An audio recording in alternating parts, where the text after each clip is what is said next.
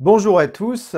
Donc aujourd'hui, nous allons nous intéresser au climat numérologique et astrologique de la période qui s'étale du 1er au 19 avril, dans lequel le Soleil se trouve dans le signe du Bélier, tandis qu'en numérologie, le mois d'avril vibre sur le nombre 2 et le 11. Alors, comment ça se calcule? C'est assez simple. En fait, en 2023, nous sommes en année universelle 7.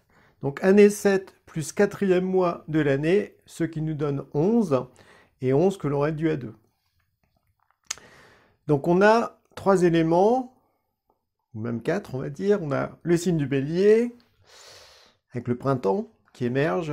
On a le climat numérologique ambiant, général, avec l'année 7, et on a cette période du mois d'avril qui vibre sur le nombre 2 et sur le nombre 11.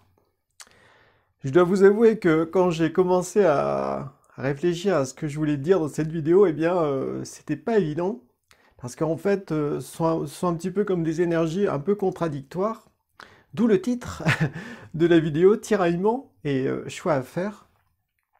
Parce que d'un côté, le bélier, c'est une énergie puissante qui pousse à avancer, donc c'est l'émergence du printemps. Donc il y a beaucoup de volonté, de force, d'enthousiasme, d'élan, la volonté d'avancer vraiment, de ne pas perdre de temps. Donc c'est très impulsif, avec bien sûr en contrepartie, il peut y avoir de l'agressivité, du forcing, une action qui n'est pas réfléchie, mais il y a cette puissance pour avancer qui est forte.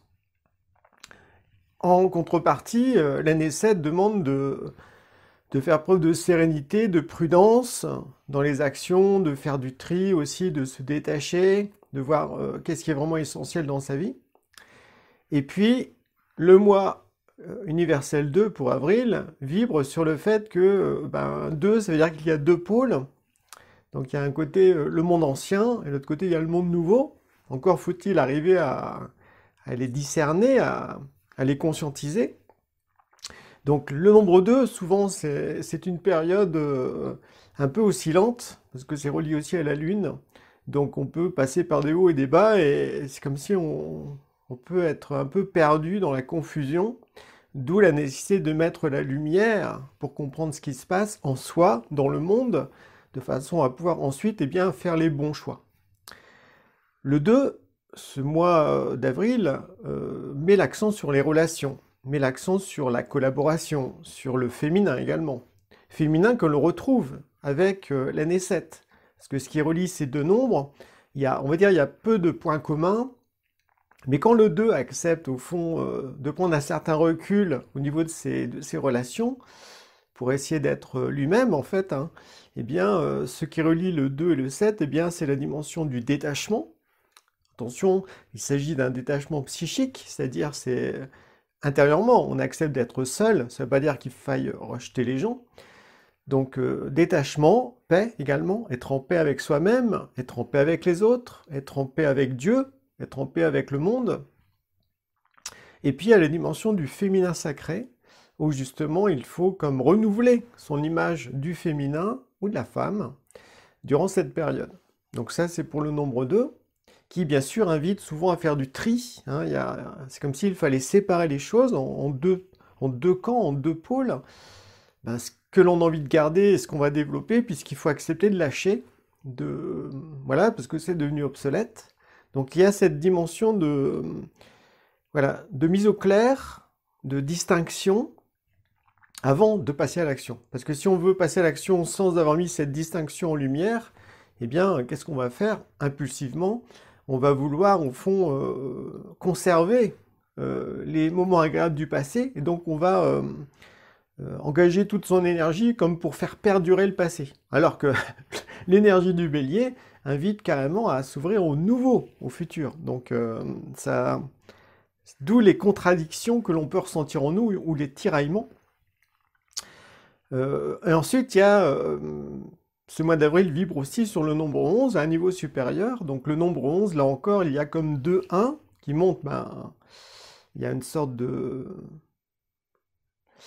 mise en lumière de nouveau, parce que le 11 est beaucoup relié à l'esprit de vérité, au fait de faire preuve d'un grand discernement, d'être sincère, de voir les choses en face, Donc on s'élève au-dessus de l'affectif, on s'élève au-dessus de « ah j'aime ou j'aime pas, j'y vais pas ». Non, on met la lumière pour ne pas justement agir en fonction de son ego, de sa personnalité conditionnée, mais plutôt agir en tant qu'esprit sur Terre.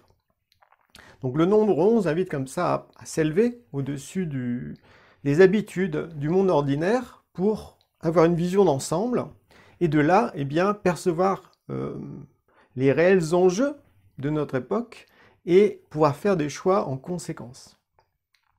Le 11 est aussi relié à la créativité inspirée, voilà, au contact avec son ange gardien. Mais encore faut-il faire un effort, parce qu'en fait, le 11, ok, on peut entrer en relation avec le monde spirituel, mais c'est pas dans la passivité, c'est pas dans l'extinction de la conscience, dans le laisser aller, en espérant que on va se faire inspirer par des entités, voilà. Non, le 11, il est super concentré. Le symbole, le symbole que je vois pour le 11, c'est une épée avec un soleil. Donc, ils ne sont vraiment comme ça d'être conscient de sa force, de se tenir, d'être droit, de faire preuve de présence d'esprit. Et à ce moment-là, on peut entrer en relation avec son ange gardien, consciemment et en adulte. Voilà. Non pas comme un enfant qui va demander « dites-moi ce que je dois faire ». Voilà. Non, non, c'est... En tant qu'être humain, c'est très important durant cette période que ce soit chacun d'entre nous qui décidions pour notre vie. Et que ce ne soit pas une influence soit relationnelle, soit invisible, qui nous dise voilà ce qui est bien pour toi, voilà ce qu'il faudrait que tu fasses. Non, surtout pas. Il faut au contraire être maître à bord, cultiver ce que j'appelle l'autonomie spirituelle. Voilà, c'est le fait de réfléchir en tant que jeu, en tant qu'esprit, et bien de décider réellement qu'est-ce qui est juste, vrai, essentiel et bienveillant pour soi. Mais c'est pas une influence extérieure qui va nous le dire. On doit faire un effort de pensée, un effort de réflexion. De façon à pouvoir ensuite bien, agir avec conscience, agir avec... on sait dans quelle direction on va parce qu'on l'a décidé par soi-même. Donc c'est... Et ça, c'est pas forcément évident durant cette période, parce qu'en fait, déjà, la société matérialiste dans laquelle nous sommes, eh bien, ne nous a pas appris à penser, à réfléchir. Elle nous a appris à réagir émotionnellement à des choses qui se passent à l'extérieur. Donc là, le mois 2, tout comme l'année 7, elle nous invite à nous poser, à nous calmer, à mettre les choses à plat sur la table, de façon à ce qu'on puisse ressentir en soi, eh bien, qu'est-ce qui va nous faire vraiment évoluer, qui va nous ouvrir vers l'inconnu, ou qu'est-ce qui va nous maintenir dans le passé, dans la conservation, parce qu'on a peur, parce que on est terrorisé à l'idée qu'il y a certaines choses qui disparaissent dans notre vie, ou qu'il y a certaines personnes qui partent. Donc là, on commence à paniquer, et là, avec l'énergie du bélier, eh bien, on commence à s'agiter dans tous les sens, on va tout près trouver des solutions, mais c'est extérieur, en fait. Voilà, c'est régi par des peurs. Voilà, donc la peur de soit de pas être aimé, de pas être reconnu, de pas exister, de plus avoir d'argent, enfin voilà, il y a un tas de peurs qu'il faut accepter de mettre en lumière justement durant cette période pour justement que ce ne soit pas elle qui dirige nos décisions, qui dirige notre action, qui dirige notre vie. Donc c'est pour ça que c'est pas évident à percevoir cette période.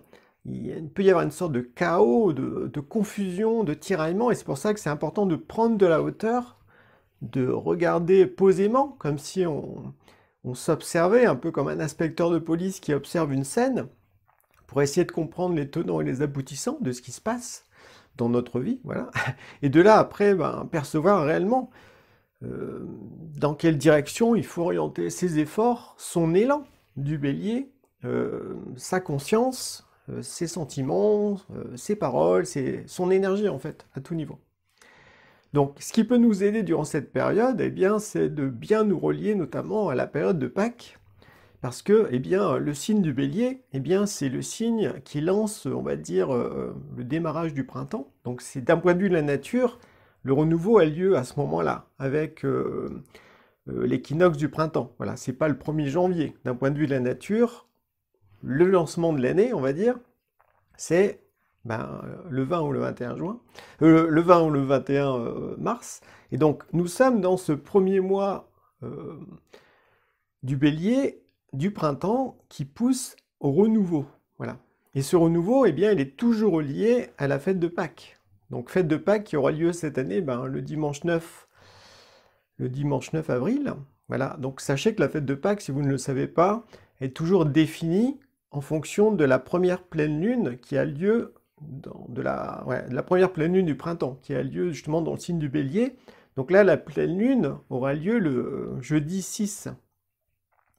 Le jeudi 6 avril, et Pâques, eh bien, ça sera le 9. Donc, durant cette période, donc même si vous n'êtes pas ouvert, on va dire, à l'aspect christique, parce qu'en fait, ce que je vous donne comme information, ce n'est pas religieux, voilà, c'est au-delà de ça. Le Christ, il a apporté une impulsion pour l'humanité tout entière, impulsion qui continue d'évoluer au fil des siècles et qui nous pousse à développer de nouvelles capacités. Donc, durant cette période de Pâques, donc là, qui va s'étaler du lundi 3 jusqu'au dimanche 9 avril, eh bien, c'est toujours un moment de combat spirituel dans le monde invisible, entre les forces antichristiques, vraiment, qui peuvent prendre différentes formes, et puis les forces christiques qui veulent que l'humanité progresse pour aller vers le divin. Donc il y a ce combat intérieur que l'on peut aussi ressentir en soi si l'on est relativement sensible.